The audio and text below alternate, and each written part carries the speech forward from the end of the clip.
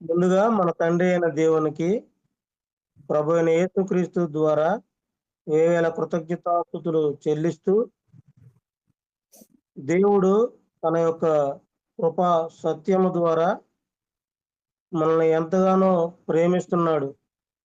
ఎందుకనగా ఒక వ్యక్తి సత్యము ద్వారానే స్వతంత్రుడు అనగా కుమారుడు కాగలడని, కాబట్టి ఆ విధంగా దేవుని కుమారునిగా ఉండుటకు సత్యము లేక ఆ సత్య విషయమైన లేఖనం ఏమి చెప్పుచున్నది అని ఆలోచించి అనేక మందిని ఆలోచింప చేయడానికి చేరి వచ్చినటువంటి మీ అందరికీ కూడా ప్రభు అయిన యేసుక్రీస్తు నామములో నా శుభాభివందనాలు తెలియజేస్తున్నాను. సహోదరులు అప్పారావు గారి యొక్క ప్రారంభ ప్రార్థనతో ఈ యొక్క మార్నింగ్ ప్రేయర్ అనేటువంటి కార్యక్రమాన్ని ప్రారంభించుకుందాము. తండ్రి అయిన దేవుడికి కృతజ్ఞతలు. చేరువచ్చిన మీ అందరికీ కూడా యేసుక్రీస్తు ప్రభు నామములో ఉదయకాల వందనములు శుభములు తెలియపరుచుకుంటున్నామండి. ప్రార్థన చేసుకొని లేఖనము ఏమి చెప్పుచున్నది అనే కార్యక్రమాన్ని ప్రారంభించుకుందాం. ప్రార్థన ద్వారా అందరూ తలలు వంచుకుంటే ప్రార్థన. సర్వోన్నతుడవు, మహోన్నతుడవు, మహాగణుడవు, పరిశుద్ధుడు అయిన తండ్రి, మీ ఘనమైన అతి పరిశుద్ధమైన బహు విలువైన శ్రేష్టమైన మీ నామమునకు ఉదయకాలమందునైనా స్తుతులు స్తోత్రములు కృతజ్ఞతాస్తుతులు చెల్లించుకుంటున్నాం తండ్రి. ఈ ఉదయకాలమందునైనా మేము ఎక్కడెక్కడ ఉన్నప్పటికీ ఫోన్ కాంటాక్ట్ ద్వారా మమ్మలను సమకూర్చి మీ వాక్యాన్ని చదువుకోవటానికి తండ్రి, మీ నామమున ప్రార్థన చేసుకొనుటకు మీరు మా ఎడల చూపించిన ప్రేమ ఐక్యతను బట్టి కృతజ్ఞతలు చెల్లిస్తున్నాం. చేరి వచ్చిన సేవకులను మీ యొక్క పిల్లలను దీవించమని ప్రార్థన చేయుచున్నాం తండ్రి. రావలసిన వారిని సకాలంలో నడిపించమని వేడుకుంటున్నాం దేవా. వాక్యాన్ని బోధించడానికి సిద్ధంగా ఉన్న మీ కుమారునికి కావలసిన జ్ఞానమును వివేకమును చక్కగా పలకటానికి నాయన కావలసిన వాక్కు బలము శక్తిని మనం ప్రార్థిస్తున్నాం తండ్రి. ఈ సమయంలో సమస్తము మీ మహిమ కొరకు జరిగించుకుని మనం ప్రార్థన చేయుచున్నాం. శోధనకి అంతరాయానికి దారి లేకుండా సహాయం నిమ్మని యేసుక్రీస్తు ప్రభు నామమున ప్రార్థించి అడిగి వేడుకుంటున్నాం తండ్రి. ఆమేన్. వందనాలండి. ప్రార్థన చేసినటువంటి సహోదరులు అప్పారావు గారికి వందనాలు తెలియజేస్తున్నామండి. మన మధ్యలో ఉన్నటువంటి సోదరి సంధ్య మొదటి కీర్తనగా పాడుతుంది. తర్వాత స్వామి గారు రెండవ కీర్తనగా పాడి వినిపిస్తారు.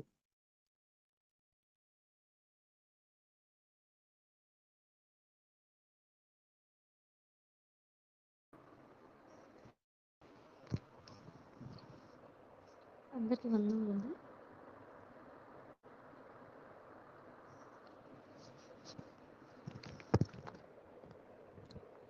నీలోని ఆనందం నా దేవా, నీలోని నాకు నీలోని ఆనందం నా దేవా, నీలోని నాకు జీవం. నిన్న నేడు నిరంతరం మారని దేవా, నిన్న నేడు నిరంతరం దేవా. ఈ లోకమంతా నేను వెదకినా నాకు లేదయ్యా ఎక్కడ ఆనందం. ఈ లోకమంతా నేను వెదకినా లేదయ్యా ఎక్కడ ఆనందం. నీ సన్నిధిలో ఒక్క క్షణం గడిపినా నా హృదయం పొంగెను. నీలోనే ఆనందం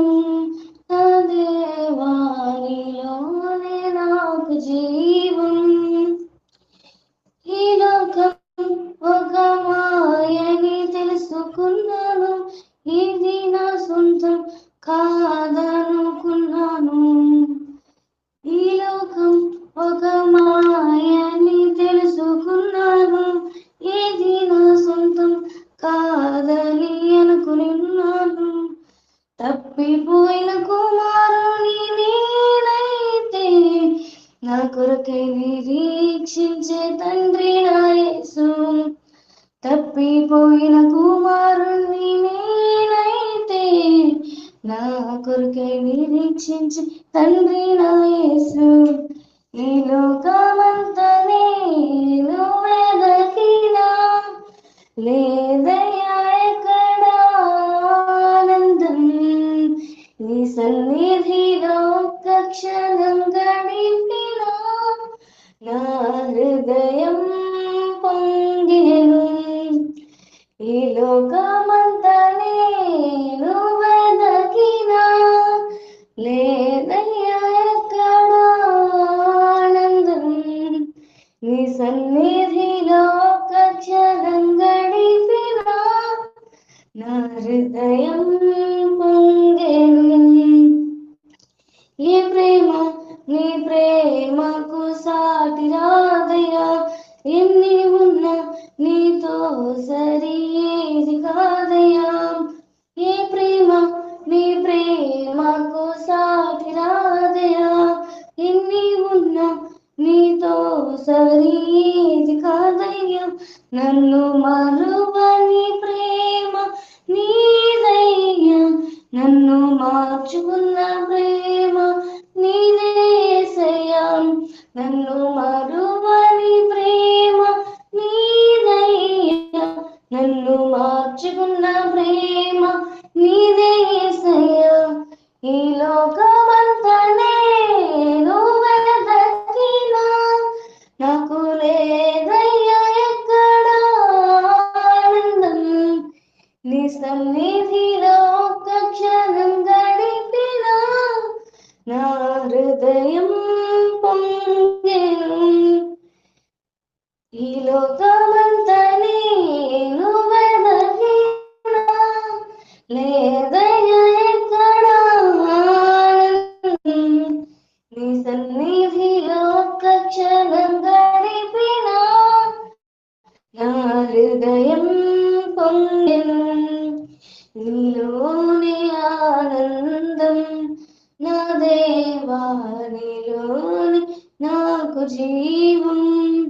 నిన్న నేడు నిరంతరం మారని దేవా.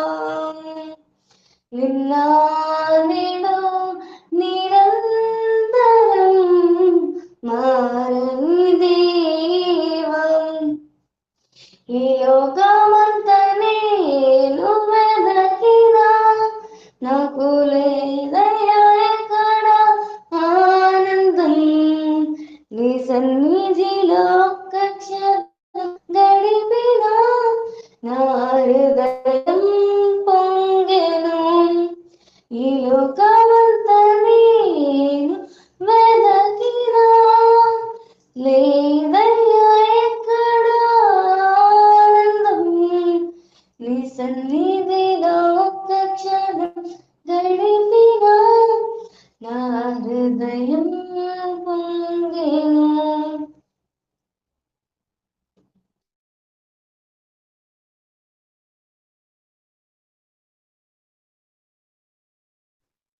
స్వామి గారు, తమ్ముడు వందాలి తమ్ముడు.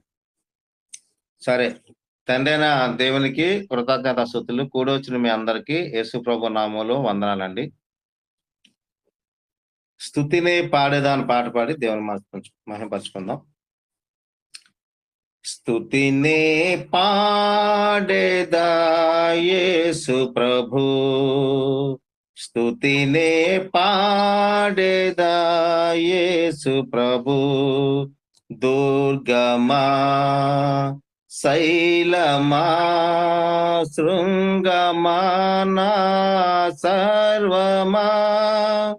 దుర్గమా శైలమా శృంగమా నా సర్వమా. స్తుతినే పాడేదా యేసు ప్రభు, స్తుతినే పాడేదా యేసు ప్రభు. నా రాగానికి జీవము నీవే, నా గానానికి ప్రాణము నీవే, నా రాగానికి జీవము నీవే, నా గానానికి ప్రాణము నీవే, నా ధ్యానానికి రూపము నీవే, నా జ్ఞానానికి రూపము నీవే, యేసు ప్రభు, యేసు ప్రభు, యేసు ప్రభు, యేసు ప్రభు.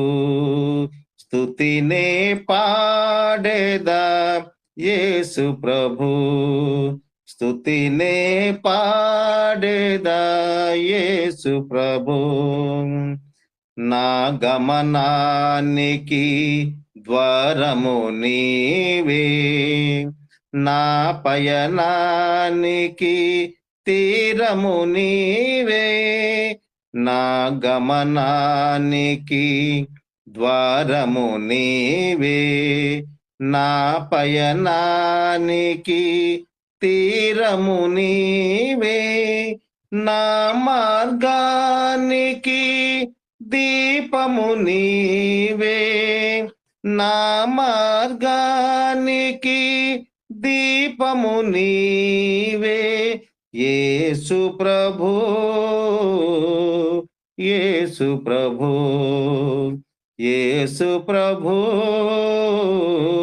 యేసు ప్రభు. స్తుతినే పాడేదా యేసు ప్రభు, స్తుతినే పాడేదా యేసు ప్రభు. నా కీర్తనకు కర్తవు నీవే, నా ప్రార్థనకు అర్థము నీవే, నా కీర్తనకు కర్తవు నీవే, నా ప్రార్థనకు అర్థము నీవే, నా స్తోత్రమునకు పాత్రుడ నీవే, నా స్తోత్రమునకు పాత్రుడ నీవే, యేసు ప్రభు, యేసు ప్రభు, యేసు ప్రభు, యేసు ప్రభు. స్తుతినే పాడేదా యేసు ప్రభు, స్తుతినే పాడేదా యేసు ప్రభు. దుర్గమా శైలమా శృంగమానా సర్వమా, దుర్గమా శైలమా శృంగమానా సర్వమా, స్తుతినే పాడేదా యేసు ప్రభు, స్తుతినే పాడేదా యేసు ప్రభు.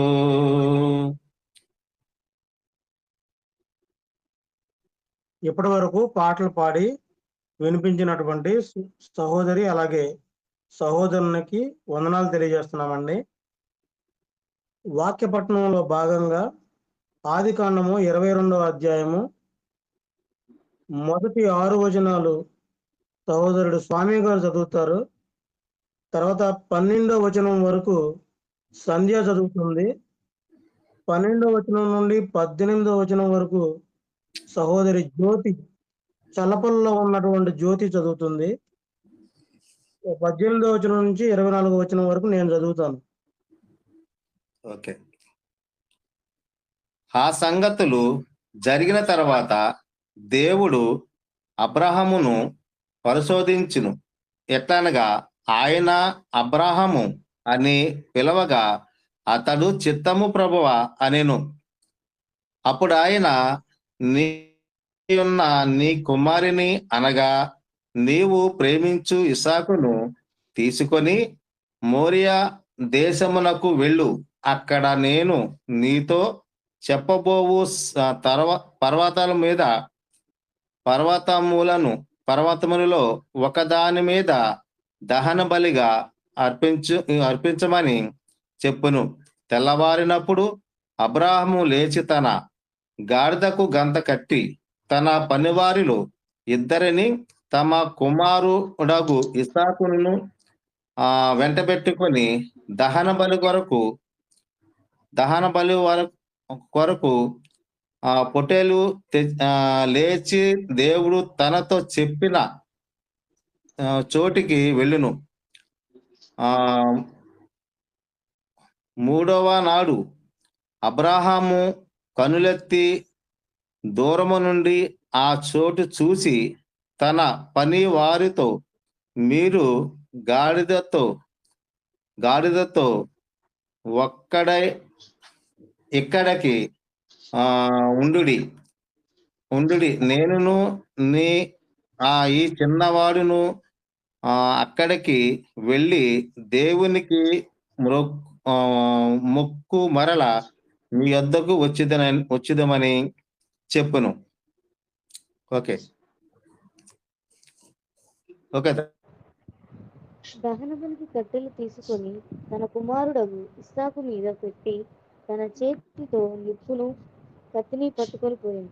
వారిద్దరు కూడి వెళ్ళుచుండగా ఇస్సాకు తన తండ్రి అయిన అబ్రహాముతో, నా తండ్రి అని పిలిచాను. అందుకు అతడు, ఏమి నా కుమారుడా అని. అప్పుడు అతడు, నిప్పును కట్టెలను ఉన్నవు గాని దహన బలికి గొర్రెపిల్ల ఏది అని అడుగగా, అబ్రహాము, నా కుమారుడా, దేవుడే దహన బలికి గొర్రెపిల్లను చూసుకున్నానని చెప్పాను. అలాగూ వాళ్ళిద్దరు కూడి వెళ్ళి దేవుడు అతనితో చెప్పిన చోటికి వచ్చినప్పుడు అబ్రహాము అక్కడ బలిపీఠమును కట్టి కట్టెలు చక్కగా పేర్చి తన కుమారుడు ఇస్సాకును బంధించి ఆ పీఠము పైనున్న కట్టెల మీద ఉంచాను. అప్పుడు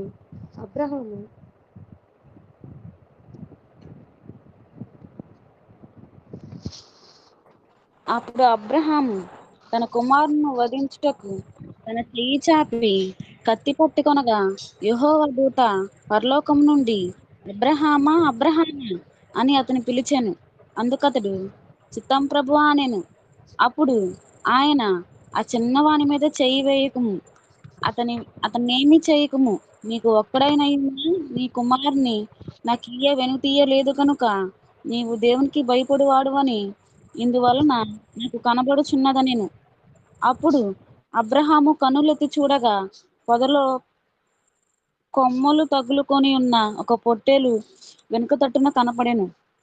అబ్రహాము వెళ్ళి ఆ పొట్టేలును పట్టుకొని తన కుమారునికి మారుగా పెట్టి దహన బలిగా అర్పించెను. అబ్రహాము ఆ చోటికి యెహోవా ఈరే అని పేరు పెట్టెను.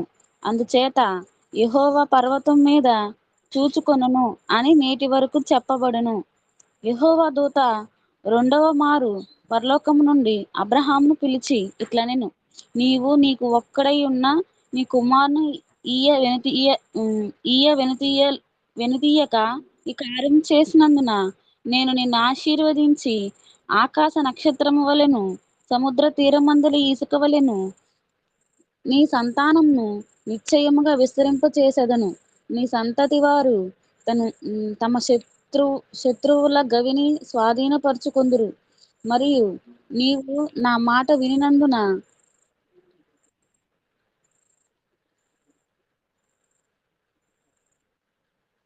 18 వరకు కన్నా. ఓకే. మరియు నీవు నా మాట వినినందున భూలోకంలోని జనములన్నయు నీ సంతానము వలన ఆశీర్వదింపబడును. నా తోడని ప్రమాణము చేసి ఉన్నానని యెహోవా సెలవిచ్చెననెను.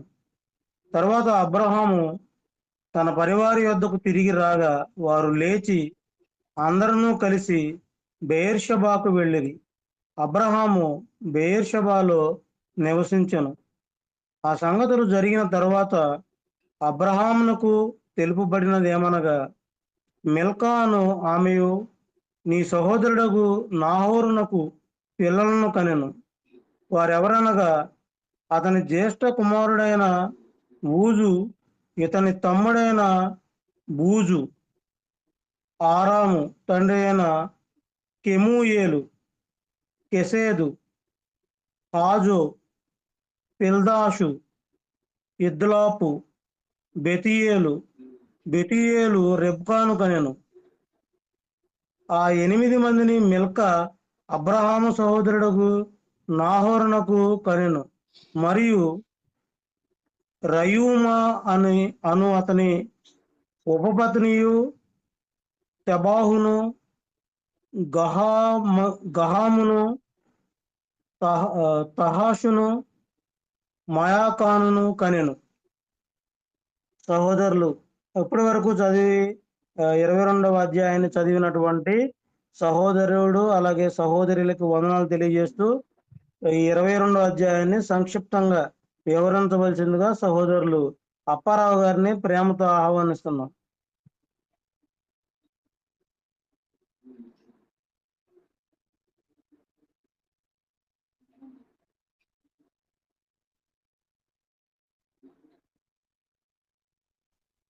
అప్పారావు అన్నయ్య. వందనాలండి. తండ్రి అయిన దేవుడికి కృతజ్ఞతలు. చేరువచ్చిన మీ అందరికీ కూడా మరి ఒకసారి వందనాలు తెలియపరుచుకుంటున్నామండి.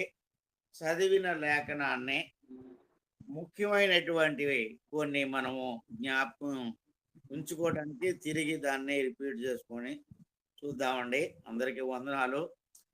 ఆ సంగతులు జరిగిన తర్వాత ఏ సంగతులు అంటే మనం 21వ అధ్యాయంలో చదివినటువంటి సంగతులు, ఆగరు సంగతులు విన్నాను. ఆ సంగతులు జరిగిన తర్వాత అబ్రహాము పరిశోధించెను. ఎవరు? ఎట్లనగా ఆయన అబ్రహామా అని పిలవగా అతడు చిత్తము ప్రభువా అనెను. ఎవరో పిలిచినది అనేది మనకి అర్థమవ్వాల. దేవుడు చిత్తము ప్రభువా అని అబ్రహాం చెప్పడం జరిగింది. అప్పుడు ఆయన, నీకు ఒక్కడై ఉన్న నీ కుమారుని అనగా నీవు ప్రేమించు ఇస్సాకును తీసుకొని మోరియా దేశమునకు వెళ్ళి అక్కడ నేను నీతో చెప్పబోవు పర్వతములలో ఒకదాని మీద దహన బలిగా అతన్ని అర్పించమని చెప్పాను. అబ్బబ్బా, ఈ మాట ఎంత భయంకరంగా ఉంటది. అబ్రహాం నడుము ఇరిగిపోయి కూలిపోవాల. చూడండి, మనం ఆలోచన చేసేటప్పుడు ఒక్కొక్కసారి ఎంత దేవుని యొక్క పరీక్ష ఎలాగుంటుందో. చిన్నదానికి మనం ఉలిక్కి పడుతూ ఉంటాం. చిన్న జ్వరం వస్తే, చిన్న దగ్గు వస్తే ఏదో అయిపోయింది అనుకుంటాం. ఇక్కడ అబ్రహాం ఏం చేశాడో, తెల్లవారినప్పుడు అబ్రహాం లేచి తన గాడిదకు గంతలు కట్టి తన పనివారిలో 2 తన కుమారుడకు ఇస్సాకును వెంటబెట్టుకొని దహన బలి కొరకు కట్టెలు చీల్చి లేచి దేవుడు తనతో చెప్పిన చోటికి వెళ్ళెను. బాబా, అసలు మనం చదువుతుంటేనే అర్థం చేసుకునేటప్పుడు మనకి కన్నీళ్ళు రాకుండా ఉండవు.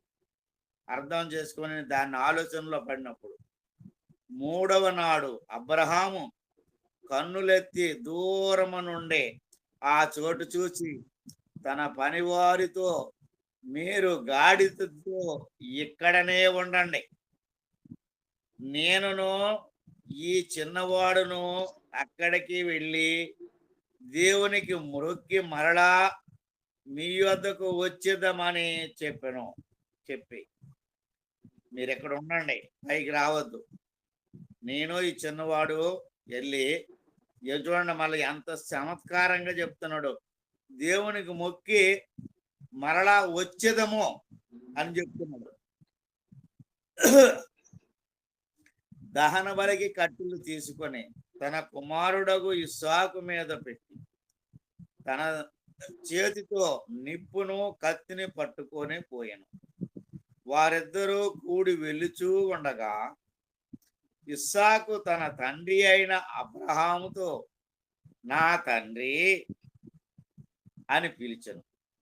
అందుకు అతడు, ఏమి నా కుమారుడా అనెను.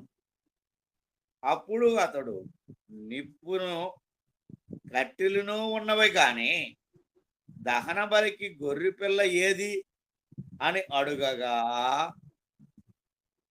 ఈ మాట ఒక తండ్రిని ఒక కుమారుడు అడిగినప్పుడు ఆయనకి కన్నీళ్ళు రాకుండా ఉండడం అనేది సామాన్యమైనటువంటి పని కాదు. అది ఎంత కఠినుడైనా గునూరిని ఎలుగెత్తి ఏడవలసినటువంటి సిచ్యువేషన్. ఆయన ఎంత బిగబెట్టుకుని ఉన్నాడో మరి అబ్రహాము, నా కుమారుడా, దేవుడే దహన బలికి గొర్రె పిల్లను చూచుకొనునని చెప్పెను. అలాగూ వారిద్దరూ కూడి వెళ్ళి దేవుడు తనతో చెప్పిన చోటికి వచ్చినప్పుడు అబ్రహాము అక్కడ బలిపీఠమును కట్టి కట్టెలు చక్కగా పేర్చి తన కుమారుడగు ఇస్సాకును బంధించి, అప్పుడు అర్థమై ఉంటది ఇస్సాక్కి అమ్మ అనేసి, ఆ పీఠము పైనున్న కట్టెల మీద ఉంచెను. అప్పుడు అబ్రహాము తన కుమారుని వధించుటకు తన చెయ్యి చాపి కత్తి పట్టుకొనగా, తన చెయ్యిని చాపి ఇలాగా కత్తి పైకి ఎత్తి పట్టుకొనగా, యెహోవా దూత పరలోకము నుండి అబ్రహామా అబ్రహామా అని అతన్ని పిలిచెను. అందుకు అతడు, చిత్తము ప్రభువా అనెను. అప్పుడు ఆయన, ఆ చిన్నవాని మీద చేయి వేయుకుము, అతని నేమియు చేయకుము. నీకు ఒక్కడై ఉన్న నీ కుమారుని నాకు వెనుక తీయలేదు గనుక నీవు దేవునికి భయపడువాడవని ఇందువలన నాకు కనబడుచున్నది అనెను. సహోదరులారా, యేసు ప్రభు మార్గంలో మనం ముందుకు సాగినప్పుడు ఎన్నో పరీక్షలు ఒక మనిషి జీవితంలో కనబడుతూ ఉంటాయి. ఈ మనుషుడు ఎంతవరకు నిలవగలడు, నా మార్గాన్ని ఎంతవరకు అనుసరించగలడు, ఈయన స్థిరత్వం ఏమాత్రం ఉంది అనే పరిశోధన అనేది ఎప్పుడు కూడా మన మనసులో ఉంచుకుంటే మనము విశ్వాస భ్రష్టులము కాము. లేకపోతే ఇంకా కొంతమంది ఎలా ఉంటారంటే, ఎక్కడికి వెళితే ఏం దొరుకుతుందో అని తిరుగుతూ ఉంటారు. అలాగా తిరగకోకుండా స్థిరం కలిగి దేవుని యొక్క మార్గాన్ని చక్కగా నేర్చుకొని ఆశీర్వాదం కోసం ఎదురు చూసే వాళ్ళంగా ఒక క్రైస్తవుడు ఉండాలనేది ఈ ఉదయకాలం ముందు మనం నేర్చుకోవచ్చు. అబ్రహామును బట్టి చూడండి, ఒక గంట తడి కూడా కనీసం పెట్టుకోకుండా ఎంత నిబ్బరంగా ఉన్నాడో, దేవునితో ఆయన ఎంత చక్కని మాటలు విన్నాడో చూడండి. మనం ఇక్కడ ఆలోచించినప్పుడు, అప్పుడు అబ్రహాము కన్నులెత్తి చూడగా పొదలో కొమ్ములు తగులుకొని ఉన్న ఒక పొట్టేలు వెనుక తట్టు కనబడెను. అక్కడ ఇలా కన్నులెత్తి పైకి చూడగానే ఒక కట్టేసి కూడా లేదు. ఆ గొర్రె కొమ్ములు ఆ కొమ్మలకి తగులుకొని తీసుకోలేకపోతుంది. అది ఇందులో ఎదురెత్తుంది. అప్పుడు అబ్రహాము వెళ్ళి ఆ పొట్టేలును పట్టుకొని తన కుమారునికి మారుగా పెట్టి దహన బలిగా అర్పించును. అబ్రహాము ఆ చోటికి యెహోవా ఈరే అను పేరు పెట్టెను. యెహోవా ఈరే అనే మాటకి అర్థము దేవుడు చూచుకొనును, యెహోవా చూచుకొనును అని అర్థం. అక్కడ చిన్న అక్షరాలు ఉంటాయి, ఒకటేసి ఉన్నది. కిందన మీరు చూస్తే అది మీకు కనబడుతుంది. అబ్రహాము వెళ్ళి పొట్టేలును పట్టుకొని తన కుమారునికి మారుగా పెట్టి దహన బలిగా అబ్రహాము ఆ చోటికి యెహోవా ఈరే అని పేరు పెట్టెను. అందుచేత యెహోవా పర్వతము మీద చూచుకొనును అని నేటి వరకు చెప్పబడును. యెహోవా దూత రెండవ మారు పరలోకము నుండి అబ్రహామును పిలిచి ఇట్లనెను, నీకు ఒక్కడే అయ్యున్న నీ కుమారుని వెనుక తీయక ఈ కార్యము చేసినందున నేను నిన్ను ఆశీర్వదించి ఆకాశ నక్షత్రముల వలెను సముద్ర తీరమందలి ఇసుక వలెను నీ సంతానమును నిశ్చయముగా విస్తరింపజేసేదను. గ్యారంటీగా, నిశ్చయంగా అంటే దాంట్లో ఎలాంటి అనుమానం లేదు నీకు. మనమైతే ఎన్నో సందర్భాల్లో అనుమానం పడతాం, ఈ పని జరుగుతుందా, ఇది అవుతుందా అని. నిశ్చయముగా నేను విస్తరింప చేసేదను. నీ సంతతి వారు తమ శత్రువుల గవిని స్వాధీనపరుచుకుందరు. గవిని అంటే మా అబ్బాయిలకి అర్థమే కాదు, ఈవేళ ఇంకా రాబోయే తరంకి అసలు అర్థం కాదు. గవిని అంటే పెద్ద బిల్డింగ్ కి బండి బస్సు వెళ్ళినంత గేటు లోపలికి, ఇవాళ దాన్ని గేట్ అన్నారు. గవిని అంటే ఆ గవిని స్వాధీనపరుచుకుందరు అని అంటే అక్కడనే అది స్వాధీనపరుచుకుంటే ఇక లోపల అంతా ఆలదే, ఎంటర్ అవడానికి ఏమి ఉండదు. ఏమండి, స్వాధీనపరుచుకుందరు. మరియు నీవు నా మాట వినినందున భూలోకములోనే జనములన్నీ నీ సంతానము వలన ఆశీర్వదింపబడును. నా తోడని ప్రమాణం చేసి ఉన్నానని యెహోవా సెలవిచ్చినను. తర్వాత అబ్రహాము తన పనివారి యొద్దకు తిరిగి రాగా వారు లేచి అందరూ కలిసి బెయేర్షెబాకు వెళ్ళిరి. అబ్రహాము బెయేర్షెబాలో నివసించెను. నిన్న మనం చూసినప్పుడు ఆ బెయేర్షెబాలో పిచిల వృక్షము దగ్గర బలిపీఠమా ప్రార్థన చేసినట్లుగా మనకు కనబడుతుంది. ఆఖరి భాగంలో నేను చూసాం. అవ్వండి, అక్కడ ఒక పిచుల వృక్షము నాటి అక్కడ నిత్యుడైన యెహోవా పేరట ప్రార్థన చేసెను. కాబట్టి అక్కడ ప్రారంభం జరిగిందనే సంగతి మరలా ఒకసారి మీకు జ్ఞాపకం చేస్తున్నాను. ఆ సంగతులు జరిగిన తర్వాత 20వ వచనం నుంచి ఇక వంశావళులు. అబ్రహామునకు తెలపబడినది ఏమనగా, మిల్కా అను ఆమెయు నీ సహోదరుడగు నాహోరునకు పిల్లలను కనెను. వారు ఎవరెవరనగా అతని జ్యేష్ఠ కుమారుడైన ఊజు, అతని తమ్ముడైన బూజు. అబ్బాయి భలే ఉన్నాయి. హారాము తండ్రి అయిన కెమియేలు, కేసేదు, అజో, సిల్దాషు, ఇద్లపు, బెతియేలు, రెబ్కాను కనెను. ఇది మనకి అవసరం. ఇప్పుడు ఇసాకు భార్య రెబకా, ఇస్సాకు మామ బేతియేలు అనేది మనకి వాక్యం చెప్పినప్పుడు ఆధారపడుతూ ఉంటుంది. ఆ 8 మందిని మిల్కా అబ్రహాము మహోదరుడగు నాహోరునకు కనెను.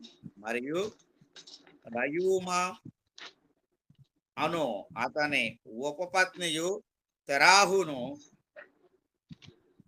గాహమును, రషాను, మయాకును కనెను.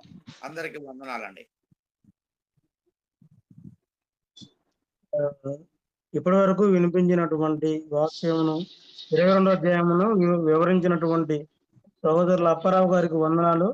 మన మధ్యలో సహోదరులు దేవకరెడ్డి గారు ఉన్నారు. వారు మిగతా సమయంలో మనకు దేవుని యొక్క వాక్యమును వినిపిస్తారు. దానికి ముందుగా చిన్న ప్రార్థన సహాయాన్ని కోరవలసిందిగా సహోదరులు అప్పారావు గారిని ఆహ్వానిస్తున్నాం. ఆ వాక్యాన్ని బోధించడానికి సిద్ధంగా ఉన్న సహోదరుని కొరకు ప్రార్థన చేద్దామండి. మహోన్నతుడు అయిన తండ్రి, పరలోకమందున్న దేవా, మీ ఘనమైన నామమునకు కృతజ్ఞతలు, స్తుతులు, స్తోత్రాలు చెల్లించుకుంటున్నాం. మా సోదరుడు, మీ కుమారుడు నాయన మీ వాక్యమును వివరించడానికి సిద్ధంగా ఉన్నాడు. తండ్రి, తనకు కావలసినటువంటి జ్ఞానమును, వివేకమును అనుగ్రహించమని ప్రార్థిస్తున్నాం. మేము ప్రాంతానికి ఒకలమై కూర్చొని ఉన్నాం.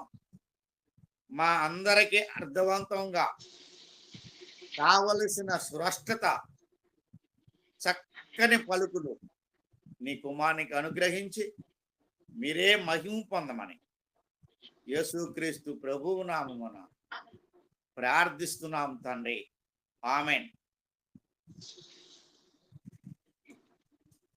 ఈ ఉదయకాల సమయంలో దేవుని యొక్క మహాకృపను బట్టి గ్రూపులో చేరి లేఖనమేమి చెప్పుచున్నది అనే ఈ యొక్క వేదిక ద్వారా దేవుని వాక్యంను వింటున్న ప్రతి ఒక్కరికి నా హృదయపూర్వక వందనాలు తెలియజేస్తూ ఉన్నాను. దేవుని మహాకృపను బట్టి ఈరోజు మనము దేవుని వాక్యము నుండి అనేక సంగతులను నేర్చుకుంటూ ఉన్నాము. నేటి క్రైస్తవ్యములో ఉచ్చరింపబడుచున్న కొన్ని పదములు, వాటిని గుర్చిన వివరణ మనము దేవుని యొక్క వాక్యం నుండి నేర్చుకుంటున్నాం. గడిచిన కాలంలో మనము 6 సంగతులు దేవుని వాక్యము నుండి నేర్చుకున్నాము. ఒకసారి వాటిని జ్ఞాపకం చేస్తున్నాం. వందనములు అనే మాట మనము ధ్యానించాము. తర్వాత తరచుగా ఈరోజు ఒకరితో ఒకరు చెప్పుకుంటున్న ప్రైజ్ ద లార్డ్ అనే మాట. ఆ మాటలో ఉన్న ప్రైజ్ అంటే, ది లార్డ్ అంటే, వాటికి ఉన్న తెలుగు పేర్లు, వాటి అర్థాలు, అలాగే హల్లెలూయా అంటే ఏంటో, ఆ పదానికి ఉన్న వివరణ, ఆమెన్ అనే పదం యొక్క వివరణ మనము ధ్యానించాము. ఈరోజు మనము హల్లెలూయా, క్షమించండి, షాలోమ్ అనే మాటను గురించి ధ్యానించబోతున్నాం. ఈరోజు ప్రస్తుత కాలంలో చాలా మంది షాలోమ్ అనే మాటను కూడా చెప్పుకుంటున్నారు. అంటే ఒకరికి ఒకరు ఎదురైనప్పుడు ఒకరినొకరు పలకరించుకోవటానికి లేక విష్ చేయటానికి షాలోమ్ అనే మాట కొంతమంది క్రైస్తవులు ఉపయోగించటం ప్రస్తుత కాలంలో మనం చూస్తున్నాం.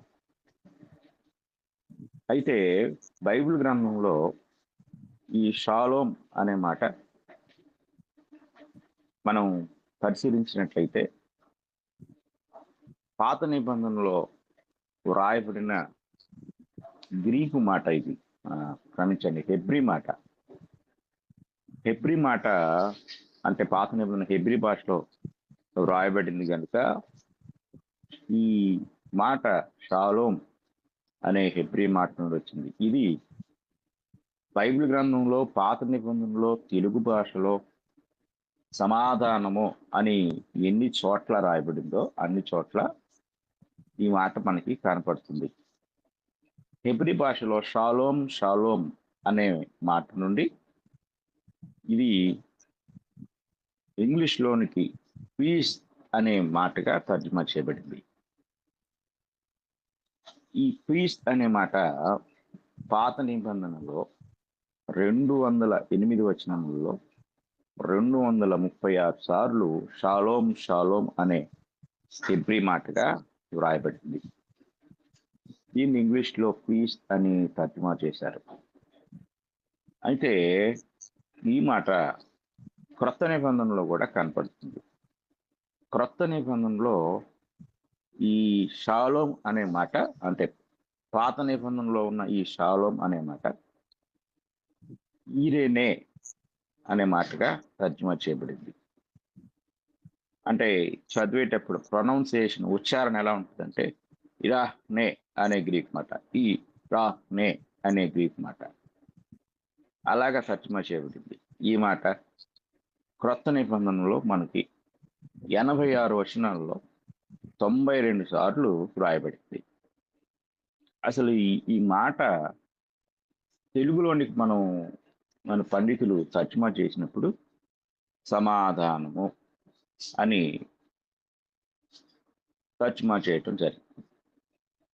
సమాధానము అని అటు పాత నిబంధనలో క్రొత్త నిబంధనలో కూడా తర్జుమా చేశారు. అయితే అసలు ఈ మాట ఎందుకు అసలు ఉపయోగించబడింది, ఏ ఏ సందర్భాల్లో వారు దాన్ని ఉపయోగించారు అని మనము ఆలోచన చేసినట్లయితే ఈ మాట మనకి వారు ఉపయోగించబడిన విధానం, యూదులు ఒకరికొకరు కలుసుకున్నప్పుడు లేక ఎదురుపడినప్పుడు వారు శుభసూచకంగా పలకరింపుగా ఈ మాటని షాలోమ్ అనేవారు. ఈ మాటనే ఉర్దూ లేక అరబిక్ లాంగ్వేజ్లో సలాం అనే మాటగా వారు తీసుకున్నారు. అంటే సలాం మనం చూస్తుంటాం, కొంతమంది ముస్లింలు ఎదురైనప్పుడు సలాం హాయ్ అని పలకరించుకుంటారు. అంటే వాళ్ళ ఉద్దేశం కూడా అదే, ఆ క్షేమ పలకరింపు అన్నమాట. ఇది ప్రాముఖ్యంగా పాత నిబంధనలో ఇశ్రాయేలీలు ఇలాగా ఒకరినొకరు ఎదురుపడినప్పుడు వాళ్ళు పలకరించుకున్న ఆ సందర్భాలను, అంటే వారు అలాగా పలకరించటము, వీడ్కోలు చెప్పేటప్పుడు కూడా మనం ఇప్పుడు ఇంగ్లీష్లో బాయ్ అని చెప్తూ ఉంటాం, సీయు అని చెప్తూ ఉంటారు ఇంగ్లీషు భాషలో. కానీ వారైతే ఎదురుపడినప్పుడు ఇంటికి వచ్చిన స్నేహితులు బంధువులను వీడ్కోలు చెప్పేటప్పుడు ఈ పదాన్ని వారు ఉపయోగించేవారు. కొన్ని ప్రాంతాల్లో, కొన్ని దేశాల్లో, కొన్ని సాంప్రదాయాల్లో పలకరింపు మాటలు, వీడ్కోలు మాటలు మనకి కనపడుతూ ఉంటాయి ఆయా దేశాల్లో. అలాగే మన దేశంలో ఆయా ప్రాంతాల్లో విభిన్నమైన పద్ధతులు, కొందరు వంగి నమస్కరించినట్లుగాను, అలాగే మరికొంతమంది హత్తుకోవటం, ఒకరినొకరు హత్తుకోవటం, మరికొంతమంది ఎదురుపడినప్పుడు ముద్దు పెట్టుకోవటం, కరచాలనం చేయటం. ఇవన్నీ ఏంటి అంటే ఈ ఎదుటి వ్యక్తి ఎదురైనప్పుడు వారిని గౌరవించే విధానాలు, పలకరించే విధానాలు, అలాగే వీడ్కోలు చెప్పే విధానాలు, ఇవన్నీ ఆయా ప్రాంతాలను బట్టి, భౌగోళిక పరిస్థితులను బట్టి, దేశ సాంప్రదాయ సంస్కృతులను బట్టి ఇందులో కొన్ని మత సంబంధమైన విధానాలు కూడా ప్రవేశించాయి. వీటన్నిటిని బట్టి అలాగ వారు కొన్ని అంటే క్రియారూపకంగా నోటి మాటల ద్వారా వారు పలుకుతూ ఉండేవారు. అలా పలుకుతూ ఉన్న సందర్భాల్లో యూదులు లేక ప్రపంచంలో ఒక ప్రత్యేకమైన జాతి ప్రజలుగా పిలువబడుతున్న యూదులు లేక ఇశ్రాయేలీలు, వారి సాంప్రదాయం ఇది. వారి యొక్క సాంప్రదాయ పద్ధతి ఏంటంటే, ఎదుటి వ్యక్తి ఎదురైనప్పుడు షాలోం షాలోం అని వారు చెప్పుకునేవారు. ఉదాహరణకి బైబిల్ గ్రంథం నుండి మనం పరిశీలన చేసినట్లయితే సమూయేలు గ్రంథము మొదటి అధ్యాయము. సమూయేలు మొదటి గ్రంథము మొదటి అధ్యాయము. మనము 17వ వచనాన్ని చదువుకుందాం. 17వ వచనాన్ని చదువుకుంటే అక్కడ ఇలా ఉంటుంది: అంతటా ఏలీ, నీవు క్షేమముగా వెళ్ళుము, ఇశ్రాయేలు దేవునితో నీవు చేసుకున్న మనవిని ఆయన దయచేయునుగాక అని ఆమెతో చెప్పగా. ఇంగ్లీష్లో ఏముంటుంది అంటే, then Eli answered and said, go in peace అంటుంది. తెలుగులో ఏమనుంది? క్షేమముగా వెళ్ళుము అని ఉంటే, ఆయన ఇంగ్లీష్లోకి వచ్చేసరికి గో ఇన్ పీస్ అంటే సమాధానముగా వెళ్ళు, క్షేమముగా వెళ్ళు. మనం ఏమంటాం? ఎవరినైనా ఓ బస్సు ట్రైన్ ఎక్కించేటప్పుడు, కారు ఎక్కించేటప్పుడు, ఇంటి నుండి సాగనంపేటప్పుడు, అమ్మ క్షేమంగా వెళ్ళండి, క్షేమంగా వెళ్ళింది అని చెప్పి మనం చెప్తూ ఉంటాం. ఒకవేళ మన ఇంటికి వస్తున్నప్పుడు ప్రయాణం అది కులాసాగా జరిగిందా, ప్రయాణం అది క్షేమంగా జరిగిందా అని కూడా పలకరిస్తూ ఉంటాం. అంటే రాకపోకలలో క్షేమ సమాచారాన్ని మనం కోరుకుంటూ ఉంటాము. అలా క్షేమంగా ఉన్నప్పుడు, అంటే క్షేమకరమైన పలకరింపులు ఎదుటివారిని సంతోషపెడతాయి. మనం అంటే ఇంట్లోనికి ఆహ్వానించే కొన్ని సాంప్రదాయ పద్ధతులు ఇవి. అలాగా కొంతమంది ఎదురెళ్ళి హత్తుకొని వారిని ఇంట్లోకి తీసుకొస్తారు. మరికొంతమంది ముద్దు పెట్టుకుంటారు. మనం అమెరికా అలాంటి దేశ కల్చర్ మనం చూసినప్పుడు వారు ముద్దు పెట్టుకొని వారిని లోపలికి తీసుకెళ్తారు, షేక్ హ్యాండ్ ఇచ్చి వారిని సాదరంగా ఆహ్వానిస్తారు. ఇవన్నీ ఆహ్వానించే పద్ధతులు ఆయా దేశాల్లో, ఆయా సాంప్రదాయాలు. మనమైతే మన దేశంలో అయితే నమస్కారం అని చెప్తాము, నమస్కరిస్తాము. కనిపించిన ప్రతి ఒక్కరి నమస్కారం అండి, బాగున్నారా. ఇది క్షేమ సమాచారాన్ని తెలుసుకునే విధానం, పలకరించే విధానం. కనుక ఈ షాలోం అనే మాట క్షేమముగా వెళ్ళుము లేక నీకు సమాధానం కలుగును గాక అనే పలకరింపుతోనూ వీడ్కోలుతోనూ సంబంధించిన పదం అనే దాన్ని మొదటి మనం నేర్చుకోవాలి. ఈ సమూయేలు గ్రంథం అంటే మనం చదువుకున్న మొదటి సమూయేలు గ్రంథం 16వ అధ్యాయంలో 4వ వచనాన్ని కూడా మనం చదువుకుంటాం. సమూయేలు యెహోవా ఇచ్చిన సెలవు చొప్పున బెత్లెహేమునకు వెళ్ళెను. ఆ ఊరి పెద్దలు అతని రాకకు భయపడి, సమాధానముగా వచ్చుచున్నావా అని అడుగగా, సమాధానముగా వచ్చుచున్నావా అని ఆయన్ని అడిగారు.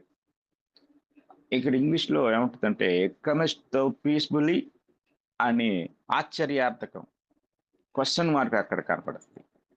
అంటే సమూయేలు ఒక న్యాయాధిపతి, ఒక ప్రవక్త. ఆయన వస్తున్నాడంటే ఏదో మొత్తానికి ఇక్కడ ఏదో కేసు ఉంది, ఏదో మన ఊర్లో ఏదో జరిగింది అని భయపడ్డారు వాళ్ళు. అంటే వారు ఏం ఆలోచించారంటే, అందుకే ముందుగానే అడిగారు, క్షేమంగానే వచ్చుచున్నావా అనే ప్రశ్న వేసినట్లుగా మనం చూడగలం. అంటే మనం చదువుకున్న ఈ వచనాలన్నీ మనకి ఏం తెలియజేస్తున్నాయి అంటే, ఇది యూదుల యొక్క సాంప్రదాయ సంబంధమైన పద్ధతి. ఆ పద్ధతిలో వారు ఏం చేసేవారంటే, ఒకరినొకరు పలకరించుకోవటం, వీడ్కోలు చెప్పటం, ఆహ్వానించటం, ఇవన్నీ వారు చేసినట్లుగా మనం చూడగలం. కనుక ఈరోజు మనము ఒక పదాన్ని ఉపయోగిస్తున్నప్పుడు సందర్భం వివేచించి దాన్ని మనం ఉపయోగించాలి. అది మనకు ఎలా తోస్తే అలాగా, లేకపోతే ఎవరో ఉపయోగించారు కాబట్టి మనం కూడా ఉపయోగిద్దాం అనే ఉద్దేశంతో మనం ఎప్పుడు కూడా ఏ పదాన్ని ఉపయోగించకూడదు. మనం ఏ పదాన్ని ఉపయోగించాలి అంటే ఈ సందర్భంలో అంటే పలకరింపులు లేక ఎదురుపడినప్పుడు అది మనకు ఏం చెప్పుకోవాలి అనేది నేను మొదటి మాట వందనములు అనే మాట చెప్పినప్పుడు, ఆ మాటను వివరించినప్పుడు మనకు బైబిల్ గ్రంథంలో ఆ పదం ఎప్పుడు ఉపయోగించబడింది, ఎన్నిసార్లు ఉపయోగించబడింది, ఎందుకు ఉపయోగించబడింది అనేది మనం చూసాం. కాబట్టి ఆ పదాన్ని అనగా వందనములు అనే పదాన్ని క్రైస్తవులుగా మనం ఉపయోగించాలి. అది మనకు ఆజ్ఞాపించబడిన మాట అని మనం గ్రహించవలసిన వారమై ఉన్నాం. మరొక వచనాన్ని కూడా చూద్దాం. మొదటి దినవృత్తాంతముల గ్రంథము మనం గమనించినట్లయితే 12వ అధ్యాయం 18వ వచనాన్ని మనం చదువుతున్నాం. అప్పుడు 30 మందికి అధిపతి అయిన అమాసై ఆత్మవశుడై దావీదు, మేము నీ వారము, యెషై కుమారుడా, మేము నీ పక్షమున ఉన్నాము, నీకు సమాధానము కలుగును గాక,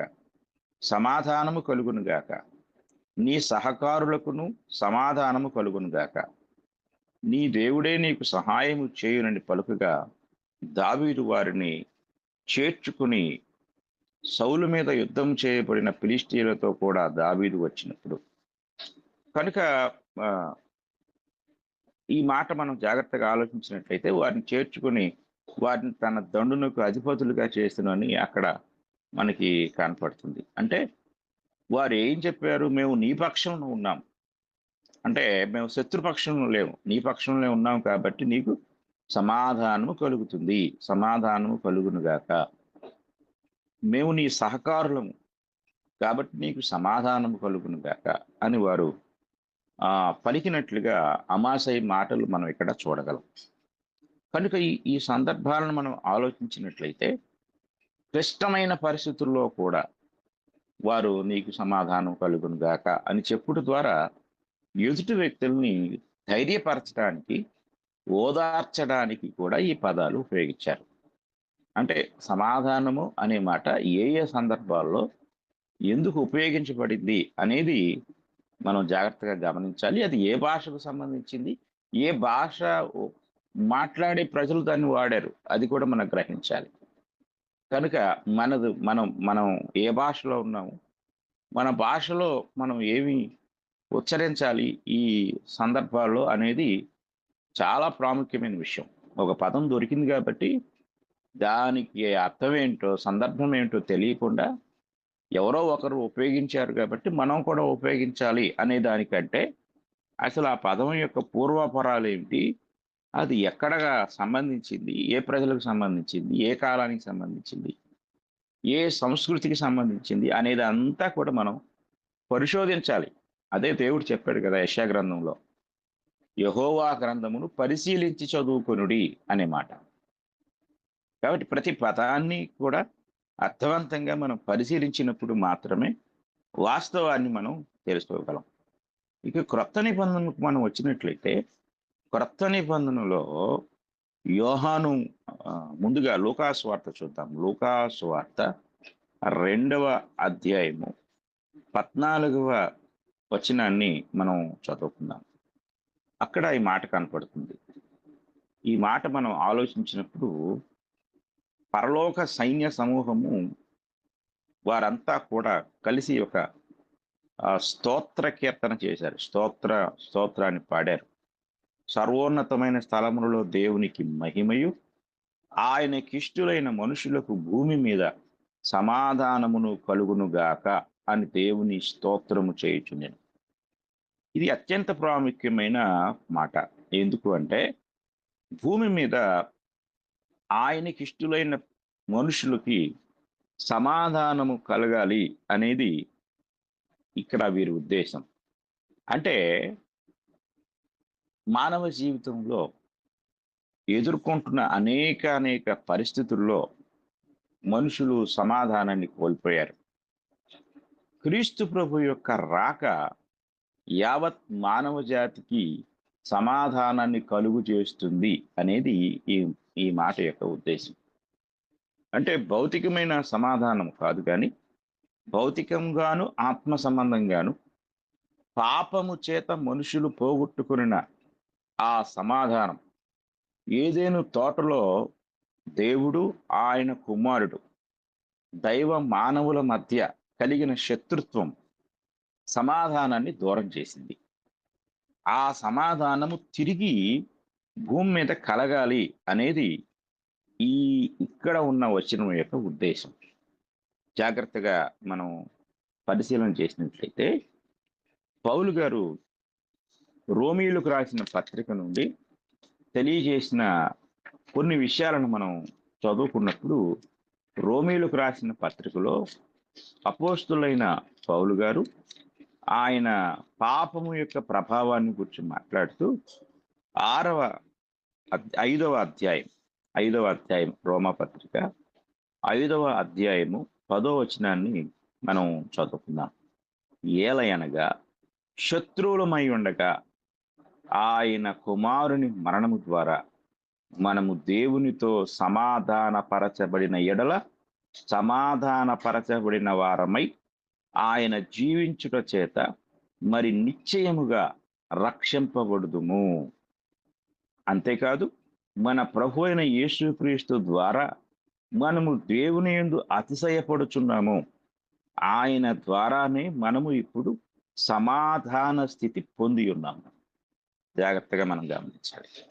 ఈ మాటలు మనం ఆలోచించినట్లయితే పురాతన కాలం మొదలుకొని, అంటే పితరుల కాలం మొదలుకొని ఇశ్రాయేలు ప్రజలు, ఇశ్రాయేలు పితరులు సమాధానము కలుగునుగాక అని ఒకరినొకరు పలకరించుకొనుటకు, వీడ్కోలు చెప్పుకొనుటకు ఉపయోగించబడిన ఈ మాటలో ఒక ఎదురు చూపు ఉంది, ఒక నిరీక్షణ ఉంది.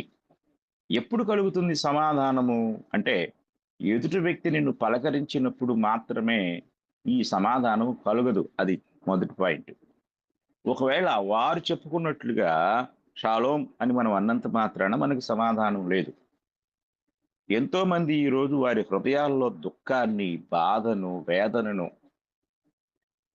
ఉంచుకొని పైకి నవ్వుతూ షాలోం అంటున్నారు. అంటే క్షేమంగా ఉన్నావా అని అంటున్నారు.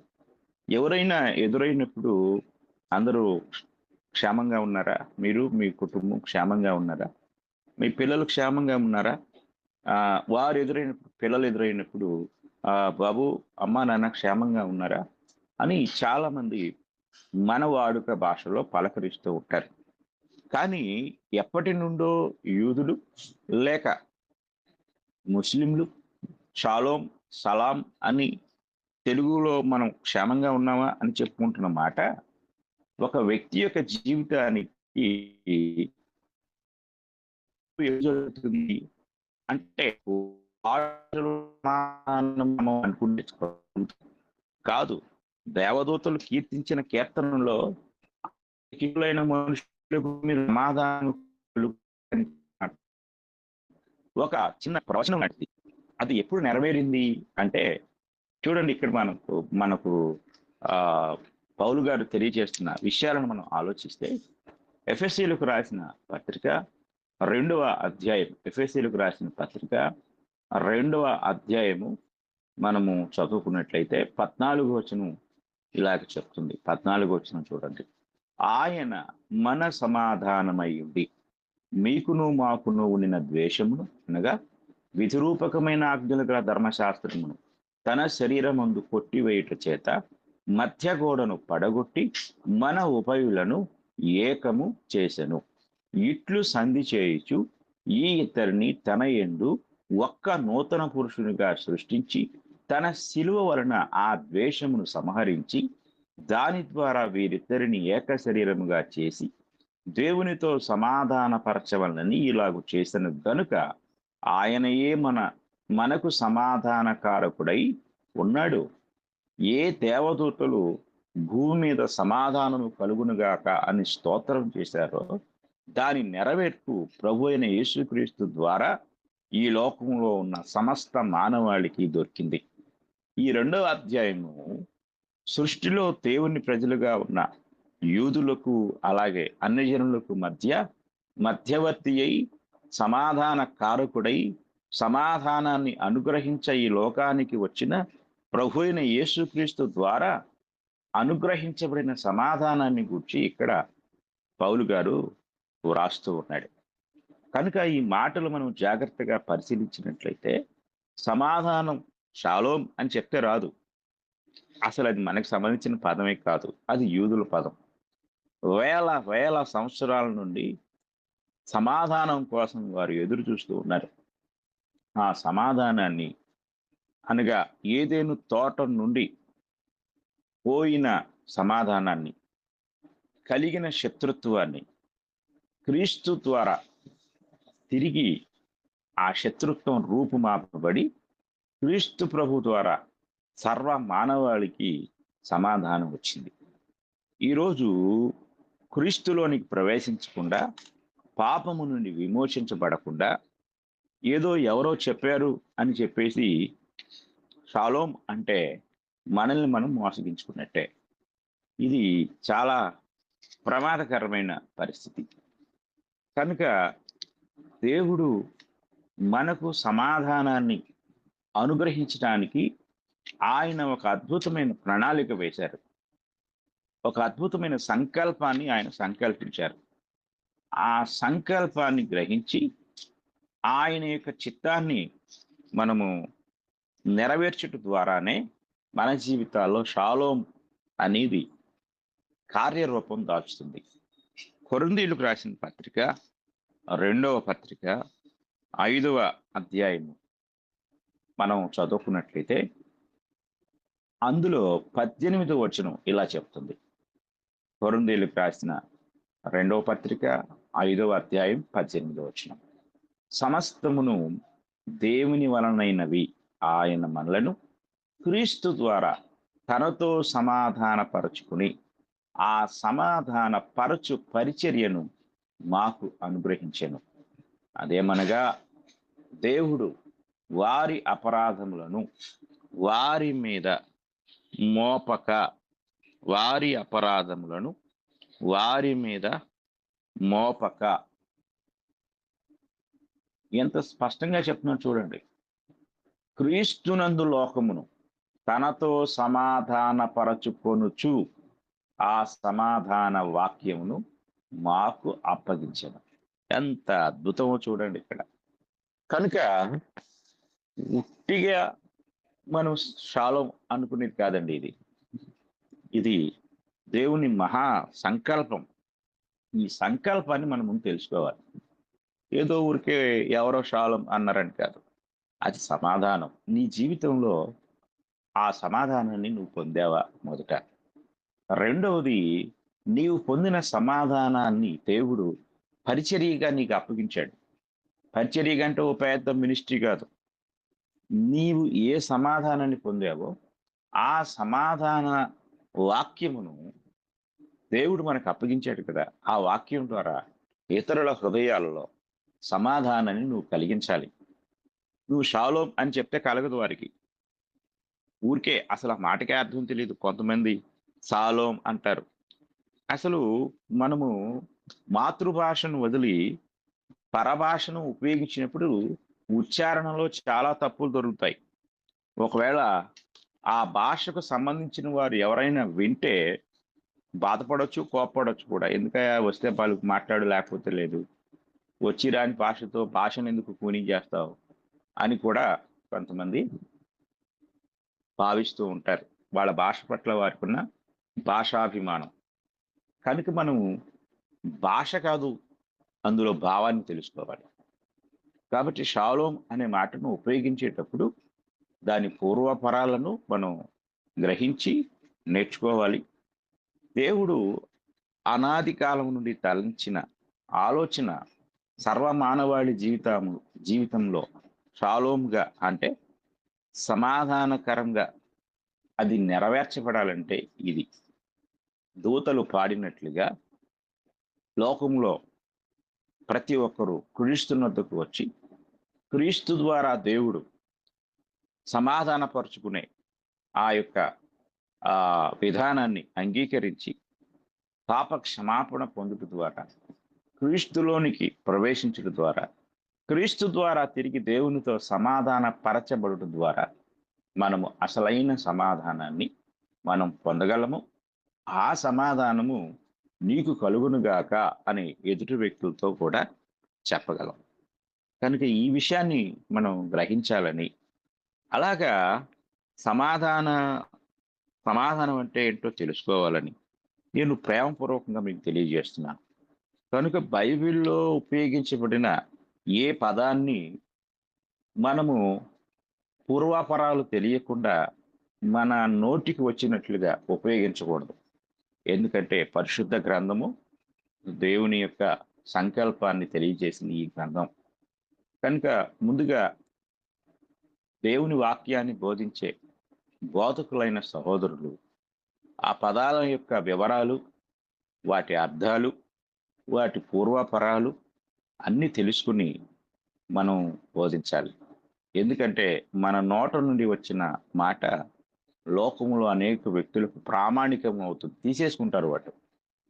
ఎందుకంటే మనం నేర్పించే, బోధించే స్థితిలో ఉన్నాం. కనుక మనం జాగ్రత్త కలిగి ప్రతి పదాన్ని ఉచ్చరించాలి, ఉపయోగించాలి. ఇది దేవుడు మనకు అప్పగించింది. కనుక మనము దేవుని మాటలను ప్రతి ఒక్కరికి వాక్యానుసారంగా నేర్పించాలని నేను హృదయపూర్వకంగా కోరుకుంటూ ఈ ఉదయకాల సమయంలో ఈ మాటలు నేను ముగిస్తూ ఉన్నాను. విన్న మీ అందరికీ నా హృదయపూర్వక వందనాలు తెలియజేస్తూ ఉన్నాను. ఇప్పటి వరకు చక్కగా షాలోం అనేటువంటి మాట గురించి వివరించి చెప్పిన వందనాలు తెలియజేస్తున్నాను. మన మధ్యలో సహోదరులు ఎలీషా గారు ఉన్నారు.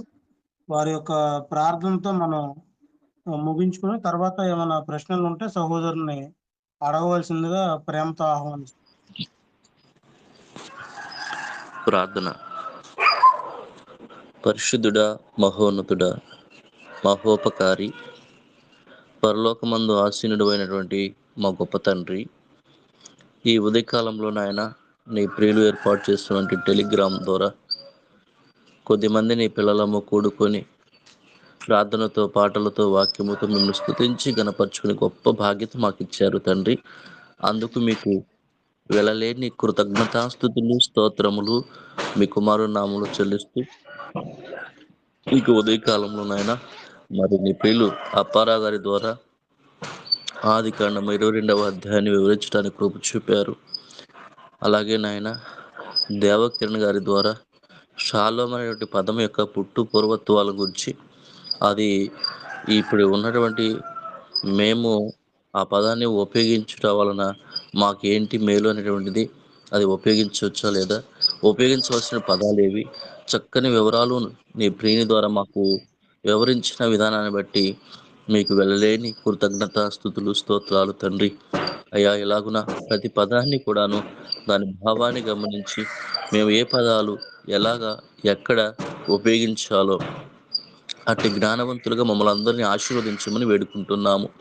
ఇలాగ తండ్రి, ఈ టెలిగ్రామ్ ద్వారా అనేక విషయాలు నీ ప్రియుల ద్వారా మేము తెలుసుకోవటానికి మాకు కావలసినటువంటి అనుదిన కాపుదలను దయచేయమని వేడుకుంటున్నాము తండ్రి. ఈ క్లాస్ ముగించుకొని ఎవరి యొక్క పనుల్లో వారు బిజీ అవుతుండగా మీ సన్నిధి ప్రతి ఒక్కరికి తోడుగా ఉంచి ప్రయాణాలలోనూ పనుల్లోనూ మీ భద్రతను అనుగ్రహించి కావలసిన క్షేమము దయచేయమని, అలాగనే మీరు మాకు ఇచ్చే కుటుంబాల్లో కూడా నాయన ప్రతి ఒక్కరికి కావాల్సిన రక్షణ బాధ్యతను దయచేయమని, ఆ రీతిగా వారి హృదయాలు ప్రేరేపించబడటానికి సహాయం చేయమని వేడుకుంటూ, అయ్యా రక్షణ పొందుకున్నట్టు మేమందరము కూడా నాయన మరి ఆ రక్షణను కాపాడుకుంటూ రక్షణలో ఎదుగుటకు మీ యొక్క కాపుదల మాకు తోడై నడిపించమని, ఇలాగ తండ్రి నీ ప్రియులు అనేక చోట్ల ఆ సత్యంను బోధిస్తూ ఉండగా దేవకిరణ్ గారికి కావలసిన మంచి ఆరోగ్యమును, ఆత్మీయ జ్ఞాన వివేకమును ప్రసాదించమని కూడా వేడుకుంటూ, అలాగున తండ్రి ఈ క్లాస్ నిర్వహిస్తున్నట్టు నీ ప్రియులు రవి గారిని జ్ఞాపకం చేసుకుని తండ్రి,